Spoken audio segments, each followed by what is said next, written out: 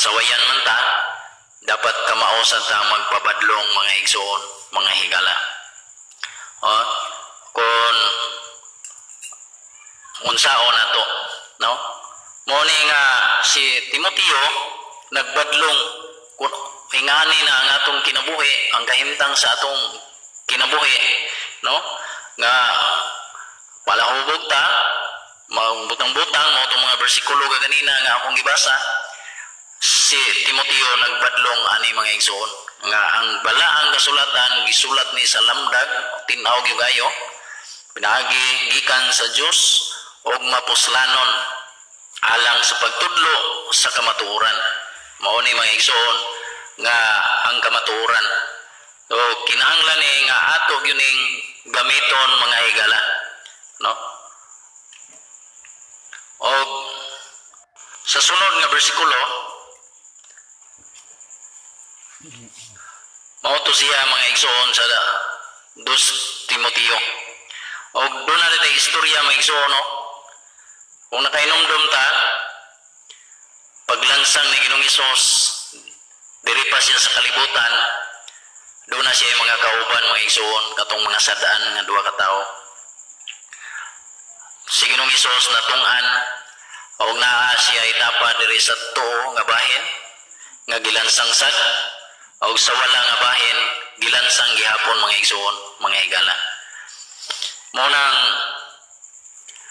unsa may giingon sa usa ka tawo mga igsoon, bisan tuog nasayod na siya kay gilansang naman gyud siya, duol na gyud ang iyang kamatayon, nakahimo pa siya sa pagbugal-bugal sa Ginoo mga higala, no? Wala gyud niya, wa gyud siya makanon nagpaginulsol sa iyang kinabuhi, no? Wa gyud siya magapangayog pasaylo. Pero ang usa nga tapat sa Ginoo, unsa may iyang gihangyo sa Ginoo, unsa iyang gisulti, nayon siya nga Ginoo, kung ikaw tuwa na sa paraiso, hinumdumiin taon ako. Pagkanindot mga igsoon. Pero unsay tubag sa Ginoo ngadto sa usa ka tawo, ningon siya nga karon adlaw mag-uban ta. So ingana bitaw duha isa na nagaklo mga igsoon, mga higala, nga bisag unsa kadautan sa tawo kun moduol mudangop lang ngadto sa Ginoo, wala gyoy ingon nga mubalibad ang Ginoo, no? Pagadawaton gyud sa Ginoo mga igsoon. Mao ni ang istorya, no, sa atong panahon ni Ginoong Hesus nga gilansang siya. O mao ni ang pinaka-importante mga higala. So unsa man day atong buhaton? Kung naato nato, unsa may atong buhaton karong mga panahon na mga higala. So mabasa ta og bersikulo na pod diri sa Marcos, unsa may gisulti diri ni Juan. Marcos kapitulo 1 bersikulo 4. Atong pagbasahon, maingon diri, busa namunyag si Juan sa mga tao dito sa kamingawan og nagwali. Unsa iyang giwali mga igsoon? Hinulsuli og biyai ang inyong mga sala og pagpabunyag kamo og pasayloon kamo sa Dios. Mao ni ang dako kayong mensahe ni Juan diri pa siya sa kalibutan mga igsoon, nga hinulsuli ang inyong mga sala og biyai, no? Pag human og hinulsol sa atong sala, atong biyaan na, dili na yung gusbo na itong balik mga igsoon kanang sala ang atong gibuhat. Biyaan na siya mga higala. O gingon ba diri pagpabunyag, kaya ang simbolo magud sa bunyag mga igsoon, paghugas sa atong sala, no? Magpabunyag ta aron mahugasan ta sa atong sala, aron mapasaylosan ta sa Dios, no? Mao ni ang dako kayong mensahe ni Juan adtong mga panahona, og mausa ni atong gidala karong mga panahona, no? Basing mo yung nga wala tay sala, no? Gibasa na nako kaganina mga igsoon, mga higala, sa bersikulo, kaganina nga mga bersikulo nasa Roma, nga ang tanang tao naagyoy sala, no? wala gyud kay lusot ana mga igsoon. Ang tanang tao na agyoy sala mo na ang gingon diri nga maghinulsol ta. Biyaan nato ang sala o magpabunyag ta mga igsoon. Kung wa pa ka mabunyagi, pabunyag na. Ha? Mao ni pabunyag na mga igsoon kung wa pa ka mabunyagi. Kay mao ni ang hugas sa atong sala mga higala. No? O tuodi ay di lang na ako naisgutan ng bunyag kay managlahir ba ang bunyag no? No? No na bunyag ra ba nga gamay pa, napoy bunyag nga dako. Ato nang itima sunod mga igsoon. Muna nga sa karon lang nagingon diri ang wali ni Juan nga hinulsulan nato ang atong mga sala og biyaan. Og magpabunyag ta og kita pasayloon sa Ginoo. Mao ni ang wali ni Juan aning mga panahona diri sa kalibutan. Og ari sunod nga bersikulo sa Mateo, si Ginoong Hesus wud nagwali sa unang panahon. Ang una niyang wali unsa may iyang giwali? Atong bagabasahon sa kapitulo 4 bersikulo 17. Naingon diri, sukad ni adto si Hesus misugod pagwali nga nagingon, hinulsuli ang inyong mga sala kay hapit na maghari ang Dios. O mao ni mga igsoon or mga higala nga maura sila gwali ni Juan no? Nga hinulsulan lagi yun. Mao ni ang pinaka-importante diay nato mga igsoon, mga higala nga hinulsulan nato. Ay niyon dire ang atong mga sala kay hapit na maghari ang Dios. No? Mao ni nga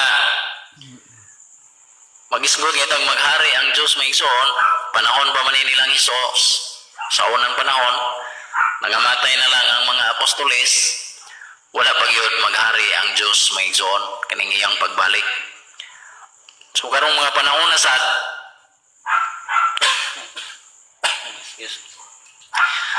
so karong mga panahon na, maghari na usad ang Diyos may igsoon, pero asa magyud maguna? Ang pagbalik sa Ginoo or ang pagbalik sa tao ngadto sa iyang gigikanan. Mao ni ang pinaka-importante may igsoon. So agi og pagpaniguro sa atong kinabuhi, mintras sayo pa maginulsol na ta may igsoon sa atong mga sala og balik ta ngadto sa Ginoo, no? Ang sunod unsa pagigiwali ni Juan mga igsoon na diri sa Lucas kapitulo 3 bersikulo 3, nagingon siya diri, busa gilukop pagtaap ni Juan ang tibuok kayutaan nga kasikbit sa suba sa Jordan og nagwali siya miingon, hinulsuli og biyai ang inyong mga sala og pabunyag kamo og pasayloon kamo sa Dios. Mao ra gyapon ang iyang giwali mga higala nga hinulsol gyud. So meaning importante gyud kayo ni ang paghinulsol mga igsoon sa atong mga sala, no? Mao ni ang pinaka-importante sa atong kinabuhi, ang paghinulsol sa atong mga sala, no? So sa atong ipangbuhat. So unsa man ning mga sala ka gadipindi na nato mga igsoon. No, atong basahon ni sa buhat kapitulo 8 bersikulo 22. Doon na may mga ballpen din na o papel, ilista lang ni mga bersikulo aron ma-review po ninyo ni mga igsoon, mga higala. Nayon diri, busa hinulsuli kining dautan mong laraw o pag-ampo na pasayloon ka sa Ginoo tungod sa imong paghuna-huna sa ingon. Mao ni mga igsoon nga pinagi pa lang sa atong huna-huna, ato na ning gilaraw, nakasala na ta mga igsoon. Wa pa lang nato buhata, giplano pa lang, giunona pa lang nato. Nakasala na ta. So apilon nato na sa paghinulsol mga igsoon, no? Apilon nato na sa paghinulsol, kung doon naman tayo mga dautang, mga huna-huna sa atong ising katao, ato na nang hinulsulan mga igsoon. Ngayon diya biyai o ayaw na nauna-una, no? Muna siya mga igsoon o mga higala. O muna ang pinakangilngig. Kay sa una-una pang nakasala na ta, no?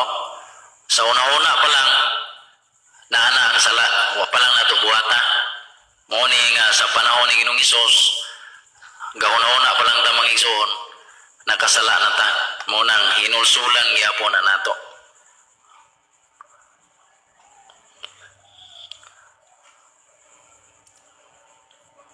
So sa Gipadayag, Kapitulo 3, versikulo 3, ay na atong tema may ison, kay Ritso-Ritso ni.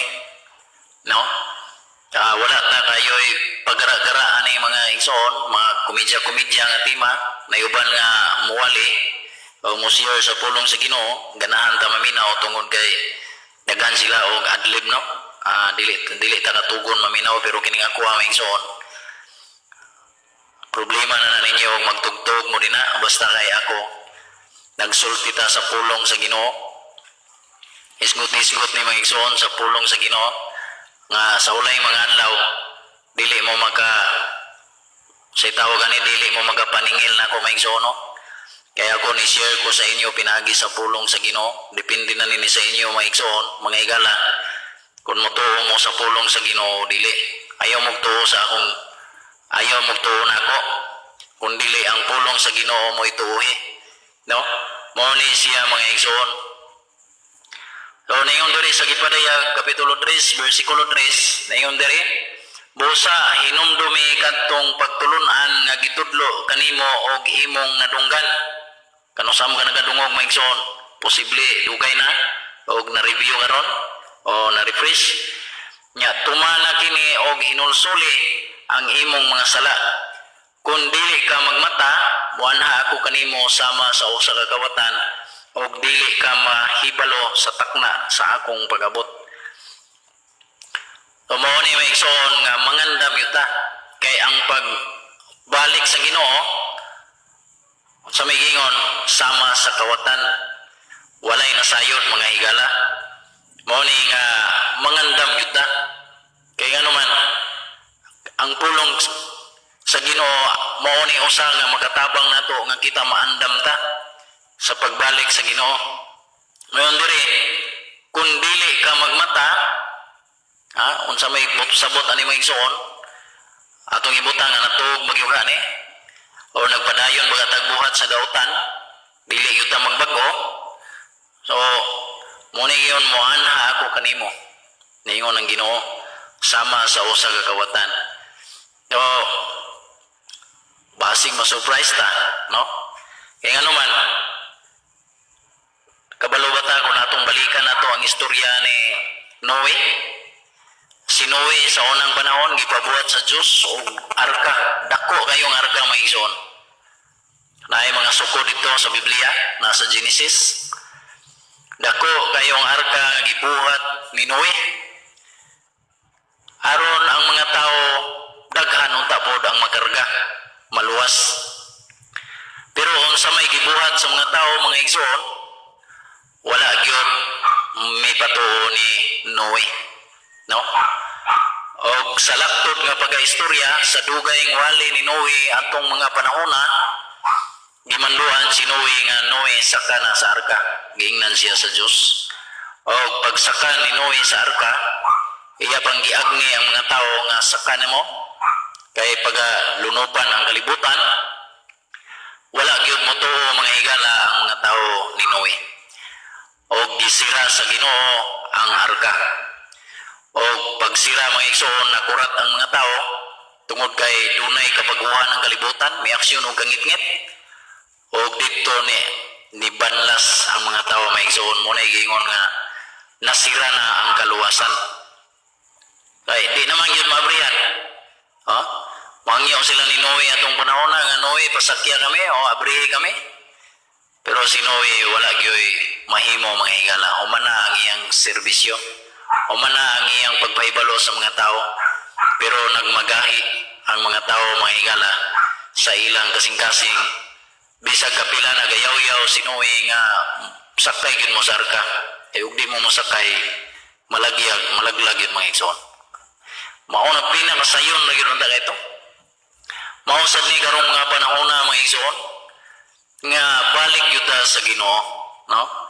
Balik gyud ta sa Ginoo kay wala ta masayod sa pagbalik pod sa Ginoo nga andam bata. Inigbalik sa Ginoo basin og wa sad ta makapangandam.